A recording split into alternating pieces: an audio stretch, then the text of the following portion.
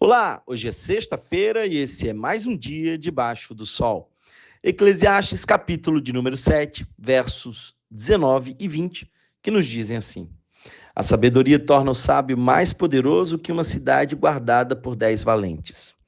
Todavia não há um só justo na terra, ninguém que pratique o bem e nunca peque.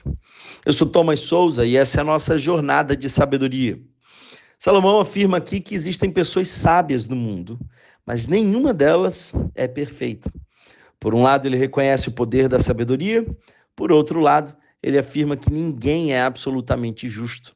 Essa é uma verdade, aliás, que ecoa em toda a Escritura. Não importa o quão sábio ou forte alguém seja, a realidade do pecado é universal e inescapável. No verso 19, ele começa mostrando que a sabedoria é mais valiosa do que a força. Aliás, ela gera mais segurança que um exército. Mas a grande verdade dessa passagem é que ninguém alcança a perfeita sabedoria e a justiça plena. Isso por uma simples razão. O ser humano tem um problema maior do que ele mesmo pode resolver: o pecado. O pecado não é um ato isolado apenas, mas uma condição da qual não podemos escapar por nossas próprias forças. Não adianta você dar ordens ao surdo ou apontar um caminho para o cego. O pecador não pode mudar a própria natureza.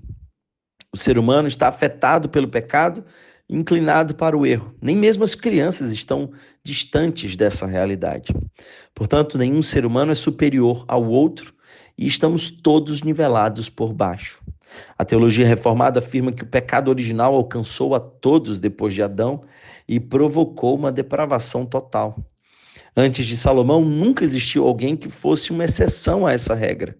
E depois de Salomão, houve apenas um: Jesus Cristo. Existem os pecados de omissão, por não fazer o bem, e os de intenção, por fazer o mal. O pecado, aliás, pode estar nos comportamentos, nas intenções, nos pensamentos. Bem, Santo Agostinho formulou uma visão teológica sobre o pecado que nos ajuda a entender nossa realidade espiritual. Ele vai mencionar alguns estágios pelos quais o ser humano pode passar. Ele menciona que o primeiro deles é antes da queda, e ele chama de posse peccare. No Éden, Adão e Eva podiam escolher entre pecar ou não pecar. Eles tinham liberdade verdadeira. Depois, o segundo estágio, no posse, no peccare. Após a queda, após a desobediência, o ser humano passou a estar sob a escravidão do pecado. Ele não consegue viver sem pecar. Isso faz eco àquilo que está lá em Romanos, capítulo 3, verso 23.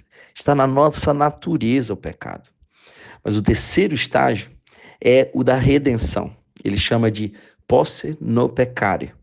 Quando alguém é regenerado por Cristo, recebe o Espírito Santo e pode resistir ao pecado, embora ainda lute contra a carne.